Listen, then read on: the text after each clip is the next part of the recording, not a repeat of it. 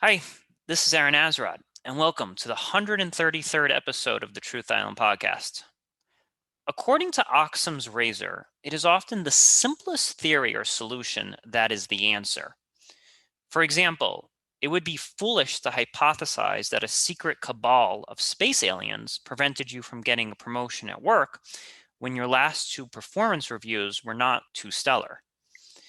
In life, we often ignore solutions that are fairly obvious because, one, they are so obvious we don't see them, and two, perhaps the answer is so obvious but would cause such a great deal of pain that we play mental tricks on ourselves in order to avoid feeling hurt. For example, take the husband that comes up with elaborate theories as to where his wife is going every night, when in reality, she is simply having an affair. While many things in this world have very elegant and simple answers, there is a danger of oversimplifying things too much. For example, take the legal structure of any country and compare it to the Ten Commandments. Take the commandment, thou shalt not kill. Well, what if we're talking about during times of war? What if it's in self-defense? What if it's involuntary manslaughter? For every law that one may come up with, hundreds of exceptions and caveats immediately spring up, which forces those examining the problem to have to deal with, despite how simple the case may seem. The same can be said with economic theory, medicine, public policy, and even how one raises their own children, as no two kids are fully alike. Thus, knowing when and when not to apply Occam's razor remains very difficult, as one never knows whether the answer is staring you right in the face or needs to be chased and pinned down. Helping me to determine how to decide whether a problem is complex or simple, I am once again joined by Alexander. Alex, do you think this conversation is going to have a simple or complex answer? Definitely complex. No way around it. On Truth Island, everything is always complex, right? That's my laconic answer to your important but exhausting question. I would have to push back on one point. I think that Occam's razor. Admittedly, I didn't realize that that was how you pronounce his first name, Occam. I've only I, read it, I so could be maybe I'm wrong. saying wrong. Yeah. Okay, cool. So let's say Occam's. So that razor is really about the most effective way to achieving the conclusion. It has no degree of moral right or wrong, and this Mhm. is where it's going to get complex, right? For example, if you wanted to achieve something simply, you draw a straight line, done. But if that straight line happens to run through a series of circumstances that morally cause collateral damage to everyone that doesn't directly affect you, is that the right way of getting it done? That could be causing you a problem down the road. And so it's frac, taking like a fractal approach towards a problem and zooming out and seeing it on a bigger picture is when complexities are required to have a surgeon's hand in completing tasks. Oh yeah, I agree with you that Occam's razor is definitely the best. If you want to get somewhere quick, that's the way to do it. But what ends up happening is that it actually ends up slowing you down because you think something is really simple. You're like, well, why don't we just do this? And great, you come to a unanimous decision fairly quickly, but then you reach all these bumps in the road, and that in the long run actually slows you down because you did not prepare any contingencies for that. Like I always think of, like, sometimes I hear from girls, I just like a spontaneous man who just says, "Hey guys, we're going to Vegas," right? And just like pack, get your stuff ready. We're packing. We're going to Vegas tomorrow. Don't even think about it. But it's like, don't you realize all the speed bumps you're going to run into? Like, oh, wait a minute, I didn't take days off from work, and that's going to create a problem. Or, like I have this really important wedding engagement next week. It's like that guy acted super 100%. quickly. He acted super quickly and like went on Expedia and booked cheap tickets and was like, well, let's do this. But now his plans are being thwarted because he didn't take into account all the speed bumps that are going to come with just booking a spontaneous Las Vegas vacation.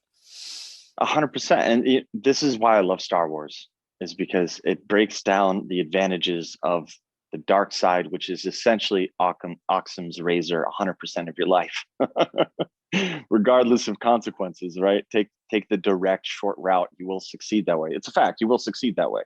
There is like an actual martial practicality to that. So my answer to that would be the person who's having second thoughts needs to apply the razor to his own life, right? And say, I don't even need the job. Why do I need the job when I can go to Vegas and make 300,000? That would be the answer. I love that, man. I'll be like, well, don't you have work tomorrow, Aaron? Well, Occam's razor, man. Like, I got to go to That's Vegas right. right now. But there's some truth in that too. There is advantage to taking the shortcut. The disadvantage is you are going to create enemies. That's the problem, and that's basically dark side, light side in a nutshell, right? Occam's razor will get you to the binary success point of your problem, but not the fractal three-dimensional overall best overarching approach over time. They're not taking into consideration, they're inverting the damage over time principle and their risk assessment of a decision.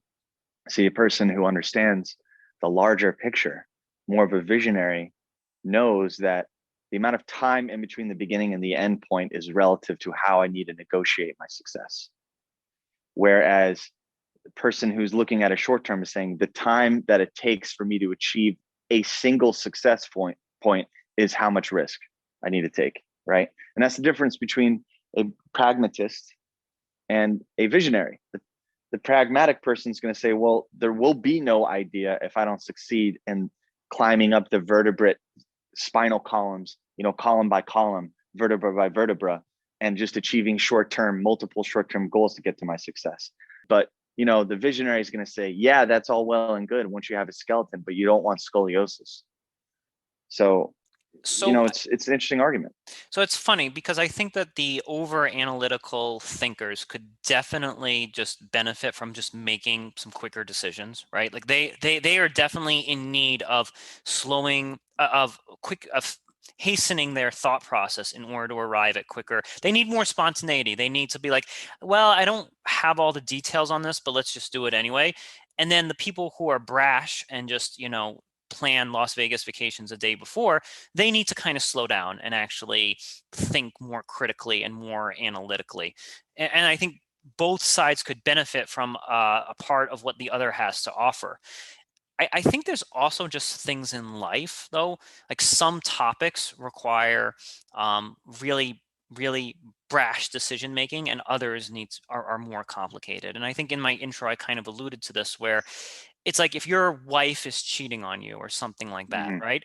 That's something that kind of needs like a really brash confrontation with, right? And yeah, you can plan out how you're going to do it, but there is no like elegant solution of like, well, maybe she's just exploring herself and this is just a phase. It's like, okay, no, you need to address this right now and you need to do it rather quickly before it gets out of hand.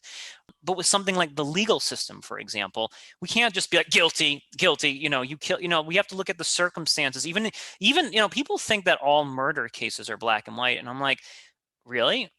Like suppose that person threatened to kill the other guy, the very next day or whatever. I'm like, there's always all of these variables and all of these things. That doesn't mean the guy gets off the hook, but they're always all of these variables that kind of weigh down on the ultimate decision making process. And it's like certain things in life require very quick decision making and other things are more complicated. How do we know when we're dealing with one of those two situations? It's a fantastic question. I think it really comes down to your threshold of selfishness, honestly. And sometimes you have to be selfish. I don't think people really talk about that. Sometimes you can't burden yourself with the problems of everyone because there's only a very few people who successfully did that. And unfortunately, most of them were assassinated. So if that's your goal, then be the hero we all need, but don't deserve. But for me personally, I'm just trying to live. I'm just trying to get by and help a few people within my circle that may be tribal. I agree. It probably is tribal. But if it comes down to the problem where it's like, if I'm contributing to a problem at its tipping point where the critical effect of my choice is maximized by this current situation I'm in the present, then I have a moral responsibility to not do it. Mm-hmm. But it's impossible for you to make any decision in the modern world without hurting or inhibiting something. Yeah. And so what is your threshold on that? How far are you willing to go consciously? But I and also you're self-conscious, you know? but I also think you can hurt yourself. Like if you make brash decisions, it may screw you up in the long run as well. It's not just a question of hurting others. It's like think about our Las Vegas vacation. You might lose your own job, right? It's not just that you're taking collateral damage from the people around you. The quickness of your decision might hurt someone else and it could hurt you. Let's say you go to Las Vegas and then you meet some girl and you marry her like 2 weeks later. Right now you've actually you're hurting that girl and you're hurting yourself. You're married to someone who you don't love and you just have known for 2 weeks. Let's say you get that girl pregnant. Now you're bringing a baby into this world and starting a family with someone you barely even know. So like it's not just the people around you, it's also yourself that you're completely destroying by this like really rapid fire decision making.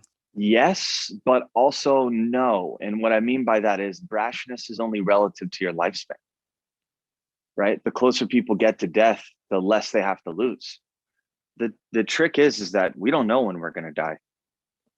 So being brash is, I think, a derogatory term for courage in the present sometimes. And you know, that is, there is obviously self-destructive choices, but also all of that is experiential in a way. I'm not saying go have babies. That's totally different level of what we're talking about. But if you're saying, hey, I want to go to Vegas, if honestly, if you're like this, if you're waking up every single day and you cannot stand your life to the point where you're having suicidal thoughts, this is going to be a horrible analogy, okay? But say you've been really plugging away at this for 7 years and it's going nowhere, and maybe yesterday your boss was like, hey, you're actually not getting the promotion. This young guy from Yale is instead. Sorry, just keep doing what you're doing for the next decade and retire out. Oh, by the way, your pension, we don't really know where it is. And you're like, you know what? I just want to go to Vegas and live. Do it. Do it, right? That's brash, technically, but I would also, but I would argue it's not that brash, and here's why. Because okay. it's been percolating for years. I like the fact that you said 7 years. Okay, so if you've been chipping away at Right. 7 years, that's 7 years of anguish, 7 years of like, I hate this job, I hate these people. So like it may appear that that decision to go live in Las Vegas was brash, but it's probably a fantasy that you were entertaining for a number of years. You may not have actually figured out all the details, but chances are you were probably squirreling away money, you were fantasizing about it, you know a friend or two that lives in Las Vegas or something like that. I think Mm-hmm. real brashness is like there's no percolating at all. There's no like 7 years of anguish or just fantasizing about this. It's just like cool. I'm just like literally like you're a true Buddhist in the sense. You're truly living So in the moment. irresponsible I more think than brash.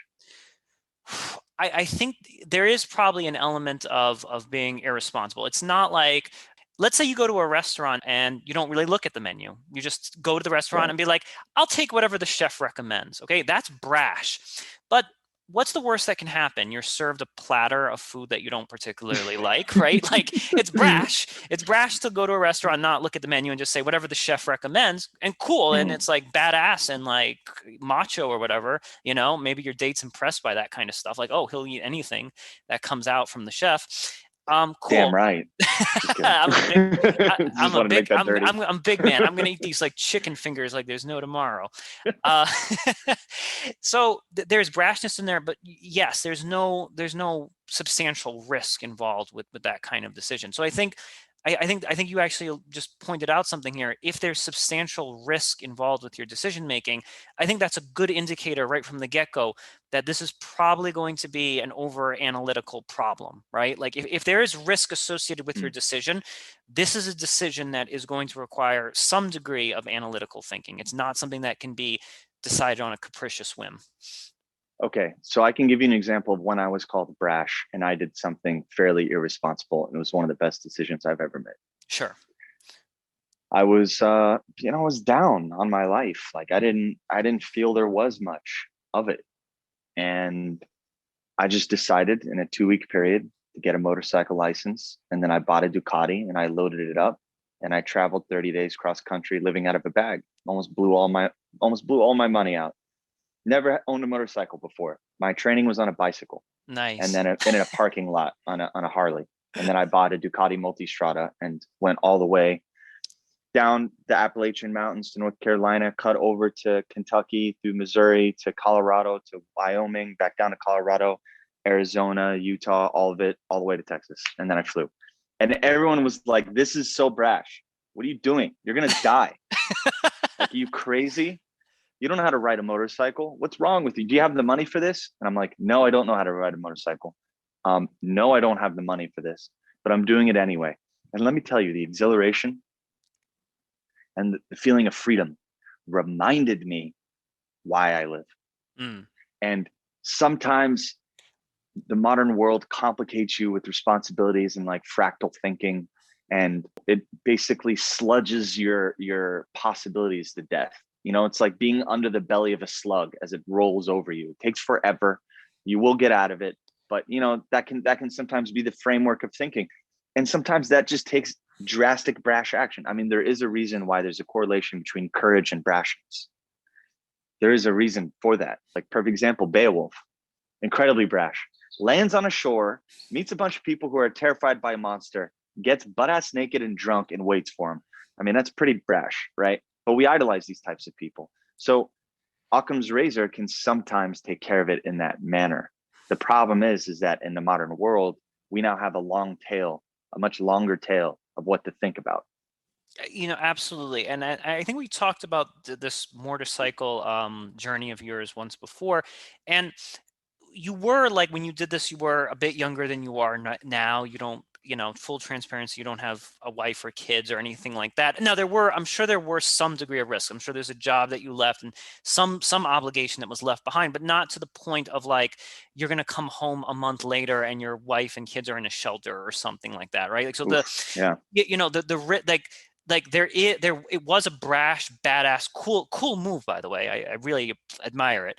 But at the same time, though, it's like you did have a substantially lower risk than a 43-year-old guy who, his kid's about to graduate and starting college, and we need that money to get through the first year or something. So like, I hear you on that, and I think that moves like that are important, and we should all do things like that. It really like, and I like what you said. Actually, I think you said, if it's the difference between life and death, take the brash move. And when I mean take the brash move, I don't mean rob a bank or anything criminal or anything.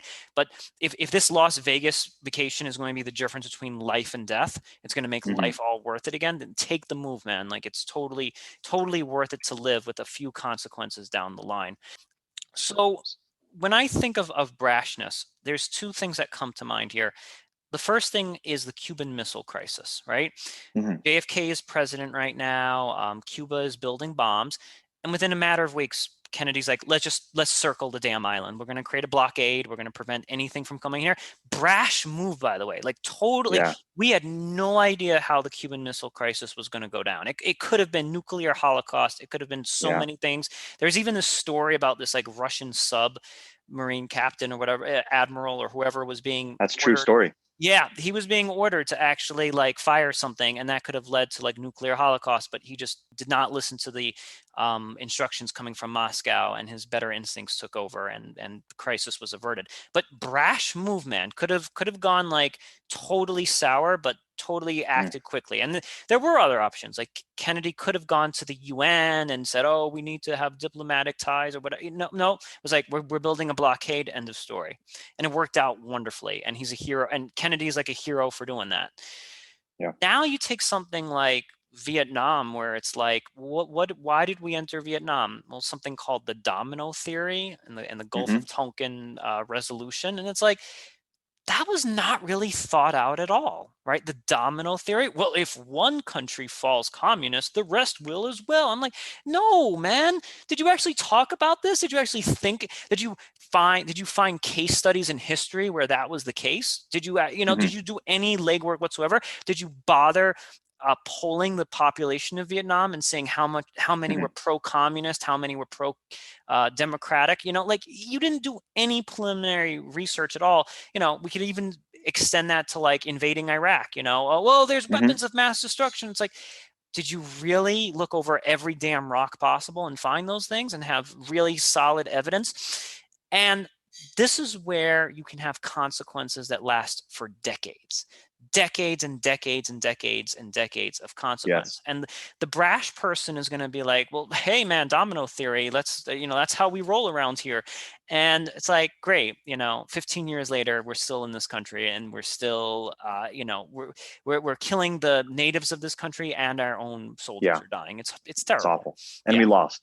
Yeah. So let's break that down a little bit. So, in my opinion, the reason why the domino theory was selected is because it wasn't faulty logic, it was outdated military strategy. And I think that once the Kennedys took over, um, there was a enormous exponential increase in the speed of change and the rate of change in geopolitics and the way the bureaucratic machine needs to operate, the slickness and the speed in which it needs to execute specific orders. And this is the fatal flaw that we're dealing with today, where it's basically, our bureaucratic machine is just lumbering beast that takes a while to adjust. It's heavy. It's indomitable, right? Or it's an immovable object. Ox, man, I'm going to butcher that name. Where the razor basically takes precedence for authoritarian governments is that they can make these decisions quick. And so that's why I think he had to blockade the Cuban missile, or it had to blockade Cuba and take a brash action, is because going to the UN would take however how long, and then be up to a bunch of voices that aren't having missiles pointed at them. So I actually agree with him. He's one of my favorite presidents of all time. But Vietnam was a disaster. Going into Yeah. that was, I don't know what exactly they expected, because surely they knew there would be some sort of insurgency. There's no way that you could look at that island and not think the Viet Cong are going to dig in. There's no way. The issue here is media started becoming a big thing. So media was a vehicle for the plight of those that are being oppressed. That was not really an option in Korea. For the first time, warfare is out in the public. You have women flying from the United States with their Pentax K-1000s, landing on the shores of Vietnam, taking horrific photos of napalm bombings, and children picking up their limbs that they lost from a recent explosion, from an old landmine left by whichever side, because they go out and they play into the woods. So, so the domino effect, I think, without media would have worked. I know that's gross, but that's a reality of Mm. warfare. So this is not taking into complex challenges, right? This is not assuming responsibility of the complexities of these choices, and therefore led us down this horrible road where our own actions, because of the vehicle of the media and the atrocities that we create, we're refolding motivation into those we were trying to dominate. And it ended up being like a gross imperialistic attempt. You know what it was? It was an attempt to stop something really bad from happening around the world, which I do believe communism was terrible and is terrible and not a good thing. But at some point, there has to be a threshold where we stop ourselves and say, are we complicating the issue by getting involved in the first place? Yes, yes. I love the last thing that you just said. Absolutely.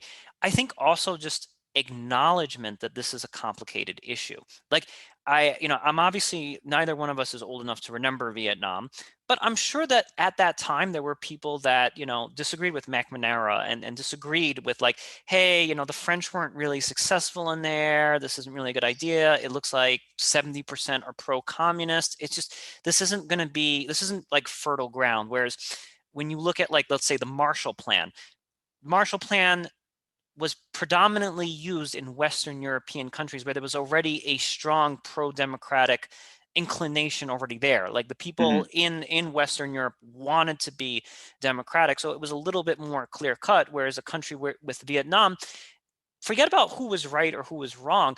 Just admitting from the very beginning, this is complicated, and there's no one theory. The domino theory is a theory. It is a Right, theory, right. but is one of many theories. And if they would have taken more time to just take the domino theory and then compare that to other theories, like, well, Vietnam is a very unique case. It's a country that's quite different than some of these other Southeast Asian countries. So if they would have just admitted that it was a complicated issue, maybe we would have talked ourselves out of doing it. That's kind of what I think is one of the things that's always missing, is this idea of giving it time enough to talk ourselves out of doing it. And I think it's the same thing with Afghanistan and Iraq, where it's like, Afghanistan, 9/11. We know exactly the guys who did this. They're called the Taliban, and they live in Afghanistan. That's a no-brainer, right? It's like it's of course, even something like that has complexity as well, right? Like going into Afghanistan, but maybe less so because we know exactly the agents responsible for attacking our national soil. But with Iraq, I'm not saying it was like the wrong thing to do or the right thing to do, but I don't think there was an acknowledgement that this is a complicated space. This is a complicated issue. And if we had just Right. acknowledged from the beginning, this is complicated, let's talk about it for a few years, assuming they're not an imminent threat, we may decide otherwise. Yeah, and this is where morality really starts to gray the lines between decisive action. And I study military history as much as I can. I don't claim to be a military historian, but there's one thing that I know about the Iraq War that was positive, and I disagreed going in Iraq in the first place. After finding out the WMDs were a total lie, a fabrication. But let's talk about the region in general, right? In order to cut off the quote unquote Silk Road to financing terrorism, which is a much more effective means of rooting them out than landing troops in an insurgency filled country that almost repelled every other nation like Russia has. They have a history of that, except maybe Alexander the Great. Very few people were able to conquer Afghanistan, right? For a good reason, by the way. Instead of landing troops in there, we want to cut off their line of resources. Where does that come from? Through basically the Suez Canal all the way down through the Gulf of help me out. What's the name of the body of water? I'm drawing a blank. The Persian Gulf. The Persian Gulf. There you go. Right. Yeah. That's where all of the financing goes to Iran, through Iran, up into the Arab nations, through different insurgencies, and that's how they get funded. That was the whole reason behind Iraq. Oh, there was definitely, in my opinion, there was definitely a net positive reason, but I think we can actually learn a little something from but isn't that simpler? Wouldn't you say that's simpler? It's definitely a simple explanation, but it's not the only explanation. And that's where I get to this. Now, the last thing I think we can kind of learn from Vietnam before we kind of move off the war front here is one thing that always makes me scratch my chin a little bit is when I was a kid, and maybe you'll remember this as well, about half of the shirts that I wore, when you looked at the tag, what did it say? Made in Vietnam. China. Well, Vietnam. Yeah, made in Vietnam. I had that's the other half. yeah, right. Like when I grew up as a kid in the 90s, let's say, so much of my clothing said made in Vietnam. This is what's really interesting about this is like I say to myself, what if we had just left the country alone, just left it alone? Maybe they would have like turned capitalist on their own accord. Like that's the thing that drives me. Model. Maybe they would have done it even quicker, because what ends up happening is we tried forcing capitalism down their throat, and then when you force someone to do something against their will, they fight you even harder, right? Yeah. And then only for 20, 30 years later, Vietnam, they're still on paper a communist country, but they have all these factories, all these shirts and clothing were made in Vietnam and sent here to the US. I'm like, if we had just waited 10 years, maybe they would have come up with they would have arrived at the same place regardless of whether we got involved or didn't get involved. And I think it's the same thing with the Soviet Union. We never sent a single troop. We had, obviously we fought with them through proxy of the Cold War. We never sent a single soldier into the Soviet Union, as far maybe CIA intelligence and stuff, but not like we never had a physical war. They figured it out on their own. Right. Like in 1989, 1991, they figured it out on their own. This doesn't work for us. Let's get rid of it. And we didn't do a damn thing to really bring an end to it. Maybe Reagan had some like fierce fireside talks, but like that wasn't enough. We didn't do anything physical to bring it down. It just happened on its own. That's a good example of just like being highly analytical and actually just waiting and see how things play out. And that's where I think there's this danger of the brashness. Yeah, I think that you made an amazing point, but I would also color that in saying there was an underground Cold War through espionage and the exchange of information, and using that to weaponize diplomatic talks. And, that's better than dropping bombs on civilians. Sure. Totally agree.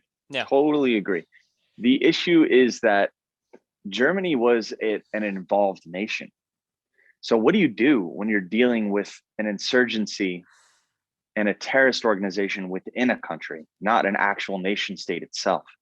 And this is why the Europeans were so snobbish about upholding the rules of war, even against the colonialists, right? Stand in a line, damn you, follow the rules of war. And it's for these exact reasons. Honestly, I believe that. It's because once you start graying the line of the rules of war, total war becomes the issue. And that's where we're at now, where civilians are mixed in with combatants, and it gets so messy. And that's an example of brashness right now, because once one country decides to violate the Geneva Convention, well, then you have to figure to yourself, like, people don't follow the Geneva Convention because they're nice. They know that as soon as they violate it, then the opposite country is also going to violate it and do all sorts of crazy stuff to Right. their own troops, right? That's where forward thinking comes into play, right? Because a brash person's gonna be like, slaughter them, they're our enemy, blah, right?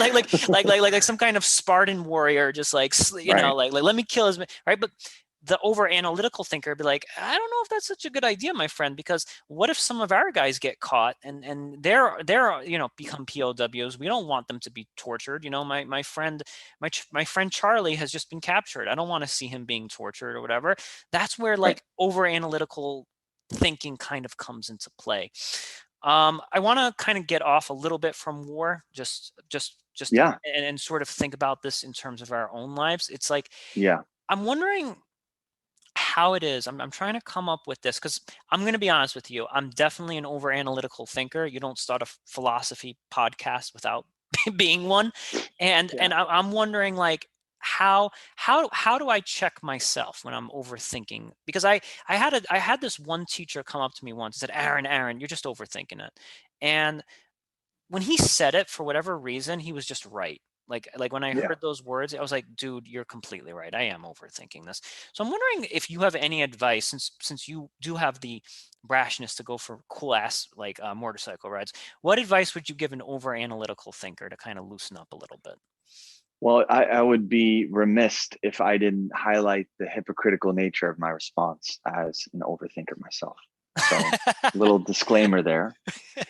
That is 100% me. I struggle with that daily.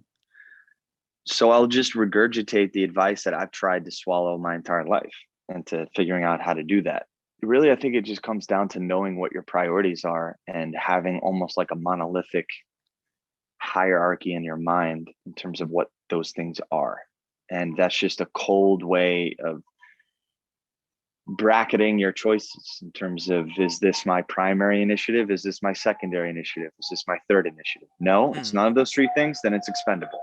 It's not a fair thing to do, but it's a fair, it's one of the fairest ways that you can make that choice, I think. And part of my struggle is that my priorities have shifted a lot lately. So now I'm in the question of overthinking my priorities. Hmm. So, I'm not taking that advice very well personally in my own life at this very moment. But I would say that it comes down to that. And that sounds very simple because it is. It's like, what's number one, what's number two, and what's number three? And if any of those are being affected because of a number four choice, then you know your answer. Okay, so I think I love what you're saying. So I think that maybe that's a good tool for me to do, and maybe for our listeners to do, is coming up with a hierarchy of importance, right? So, for example, if you're a very big family person, okay, let's just say that's number one on your list of importance, then the kind of job that you have might be like number 8 or number 9. So it's not as important. Like, every decision you make is like, well, I'm a huge family person. I always want the best for my family. That's number 1. So I'm Yeah. willing to take the family and move to Florida because it's going to be better for my family. Right. And maybe I'll be stuck with a job that I'm not too happy with, but career and work is number 9 or number 10 or number 12 or Right. whatever on my list. Family is the most important, so I'm willing to sacrifice my career in order to raise my kids and my family in the most optimal environment humanly possible. And conversely, you might be, well, my career comes first, number 1, and then family and other things are further down the list. So the level of thought that's put into those things depends on its positioning within the hierarchy. Right. I think that's really good advice, man. I think that's terrific. And then the only Thank thing. God. That's a terrifying question to ask me. Don't feel qualified to answer. I No, really don't. and it I can, overthink everything. It's and it nuts. could be dangerous where it's like, well, what happens if like down the line family becomes more important than work, or work becomes more important than family? Like, are these things static? Do they stay the same? I No, guess there has to, yeah, they change, right?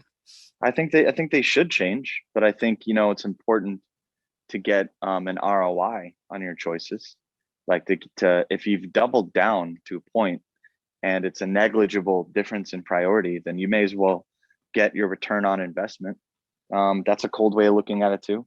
But I don't think you should lock yourself in either um, to this oppression of what your priorities are. It's your life, Hmm, hmm. But like also notice consistency can be a priority, right? Consistency is a very important thing that I've struggled with my entire life because I'm such an active mind like you.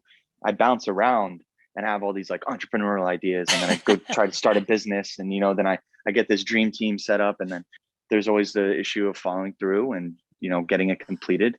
And just someone like me who likes to do stuff like that, and work on multiple movies and multiple characters and shift the, it's a lot of like effervescence.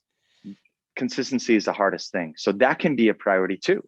And you should be able to change it. You're a sovereign human being to whoever I'm speaking to. You're, listen, Joe and Jane, you're a sovereign human being. All right, guys, you can decide what your priorities are, but try to keep it simple and just stick with it. I Mm-hmm. don't know. Is that a good advice, or is that just me avoiding the Well, actually, responsibility of sticking to one thing? from what you said, a good question came to my mind. So thank you. Even if you don't answer the question, sometimes a question just pops into my head, No, and good. that is, I think it's a question of time scale. Okay, because Mm, there needs to, like, I like what you said, like, sometimes I work on this project for a little bit and then I bounce to another project. So I think a certain amount of time needs to go by where you're really yearning for something for it to be true and not a whim, right? So let's just say, for mm, example, you want to get your pilot's license. I'm just throwing that out there. You want to become a pilot, you want to get your pilot's license. How long does that have to live inside of you before you know what it actually, that's actually what you want, right? So I would say if you want to get your pilot's license for 2 months, it's probably not what you want. It's only been 2 months. You probably had a cool experience in a plane and saw someone flying a plane, and you were like, "Cool, I could see myself doing that," or whatever. It may not act. And I actually have this problem when it comes to learning foreign language. Like, I've tried learning French and Spanish, and don't get me wrong, I put on like a totally good effort for several months, but then I kind of get to this point where I'm like, I don't really speak French every day. I don't have that many yeah, French friends. It's not something that I'm going to be using. I don't plan on living in France indefinitely. Is yeah, this really worth the effort that I'm putting in there? Now, again, I might watch a French movie. I might visit France and be like, whoa, so cool. Everyone's speaking French. I want to know French too. But it's not yeah. something that I really want. So I would argue that for it to be something that you truly want, you have to be thinking about it for like probably a year. That's just it's a rule of thumb, and it's not ironclad. I just think that a few months of wanting something just isn't enough. I think it's got to be a year or more. I think that it's different for each person. I mean, I've Yeah. definitely met people who just know, and Mm. it's a skill that I envy so deeply, right? The type of person who's like, nope, we met in a coffee shop. I knew this person was my wife, and we've never looked back. And, and they did it. It's not just like a fake thing that they say, it's like actually worked. And they're like, no, it works. And then, like a buddy of mine that I grew up when I went to high school with, that happened to him in college. And they're just, that's not a problem. It's an asset. It's a color streak through their daily life. And it's just amazing that they just knew, you know, I don't think I've ever been that clear. I'm like you, where I need time thinking on it and like putting energy into it, because the idea is one thing. The necessary sacrifice to get there is a whole nother thing that you can't foresee. Yes, You can yes. you can plan for it, kind of like a backpacking journey, but if you sprain a knee on the mountain, that's a whole different set of problems than do I have enough food and water to make it through, right? It's funny you actually mentioned that couple, because there are amazing ass people and amazing ass couples like the one that you just described. Yep, we met in a coffee shop. I just knew right then and there. Beautiful. But there's Wild. also the version of that story of like, oh, I knew this person for 6 months and I knew right there. And then like 5 years later, their marriage is in a hellhole. And it's like, well, if you had just waited a little bit, if you had just grown up a little bit more, if you had just, developed into your own unique characters, you would have realized that this person was not the right person for you, so we know, I know two versions of that same exact story. One ends up really wonderful, and then the other turns into a giant train wreck. And it's hard, Right. it's like it's impossible to know what exactly is going to happen. Are you going to get the train wreck, or are you going to get the happy ending? You don't know. You're never gonna know. To apply the eraser to this, just do it and find out. I mean, for me, I'm haunted by the ideas I didn't chase down. Like that is, and so when I weigh on the scales in terms of what type of regret I may have to overcome, sometimes the regret of not doing it for me, actually, I would say most of the time, the regret of not doing it is feels more cumbersome than doing it to a point where it's exhausted and I know for sure. I'm like, you know what? If I doubled down and the universe still says no, then at least I know I doubled down. And Mm. I'm paying for the security that priority has been attempted. I like your outlook on that. I think that even if let's say you end up in a really crappy marriage, okay, but then you get divorced, and then you can say to yourself, all right, at least I found out that she wasn't the one, or something like that, right? Like that's a Right. pretty positive outlook, that you were, because then if you never end up with that person at all, then you're left wondering, well, what if I had only married my high school sweetheart, and now you have to live with that. Whereas if you marry your high school sweetheart and it turns sour, at least that's something you can check off the list. You can cross that off the list and be like, all right, I don't have to sit in wonderment of what would have been.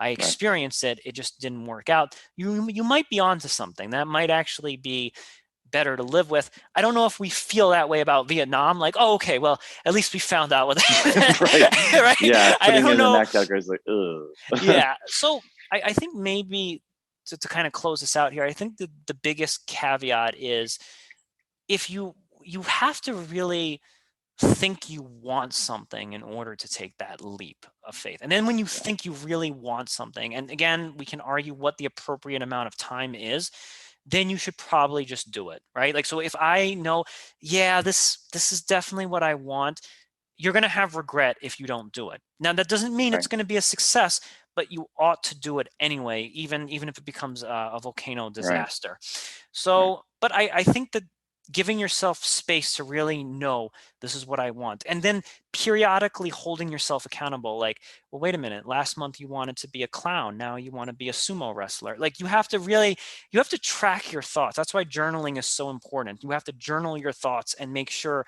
that the same thing is coming up. If you're in love with Mary Sue, every single day you should be thinking about Mary Sue for a prolonged period of time before you know, like, yeah, this woman is definitely the right woman. They can't be like Mary Sue on Tuesday and then Luann on Thursday. Like, it's got to be the same. It's got to be that same. It's got to be that same woman for an extended duration of time.